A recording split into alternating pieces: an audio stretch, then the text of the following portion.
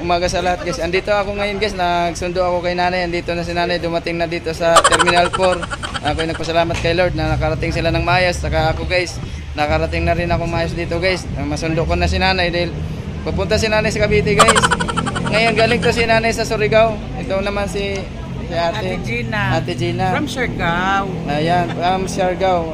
Ate Gina, ano masasabi mo ate na nakarating na kayo dito sa Manila? Ay, thank you Lord. Pabalik-balik lang naman ako eh. Ayan, pabalik-balik na rin siya dito guys. Thank you Lord, ano, dumating sa kami Manila. ng maayos at maganda yung aming pag-alis doon sa Siargao Airport. Then hanggang dito, maganda pa rin. Sinamahan kami ni Lord na okay yung aming departure at arrival. Ayan, salamat po Ate Gina. Okay, no problem. At ako'y nagpasalamat na nagkita-kita tayo dito ngayon at magandang panahon. Ito, Nay.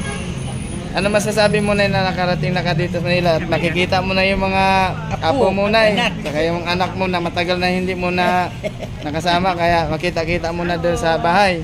Ano masasabi mo na nakarating na ka ng maayos dito, Nay? Ano masasabi mo? Anong maingon mo? Ang imo maisulti sa nakaabot na ka diri? Nakaabot kami. Naway mga kapulian sa among paglakaw. Salamat sa Lord. Nagban siya kanunay sa amin. Yan guys, ay si nanay guys, ingarin na rin sa Manila guys kay makauban na ni sa pag-vlog dito sa Manila guys. Nauban na sa pag-vlog guys. Ngayon kasama na sa team ko si nanay guys. Kasama na si nanay sa pag-vlog dito guys. Kaya kailangan tong content ng maganda. Kaya nandito kami. Ayan. Nandito na may pakita. Ayan naman si Bayaw. Yan.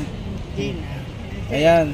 Ayan guys si Bayaw Tata na andun yan guys sa ibang bansa. Kumayod yan para lang pangtustos sa kanyang pamilya. Kaya kumayod yan si Bayaw. Ayan.